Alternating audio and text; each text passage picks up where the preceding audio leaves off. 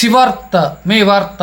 అన్నమయ్య జిల్లా తంబళ్లపల్లి సమీపంలో ప్రసిద్ధ పుణ్యక్షేత్రం మల్లయ్యకొండను 7/9/2025 పౌర్ణమి సందర్భంగా ములకల్చెరు సిఐ మహేంద్ర, తంబళ్లపల్లి ఎస్ఐ ఉమామహేశ్వరరెడ్డి సిబ్బంది కాలినడకన ఎక్కి శ్రీ బ్రహ్మరాంబిక సమేత మల్లికార్జున స్వామి వారిని దర్శించుకొని ప్రత్యేక పూజలు, అర్చన నిర్వహించారు.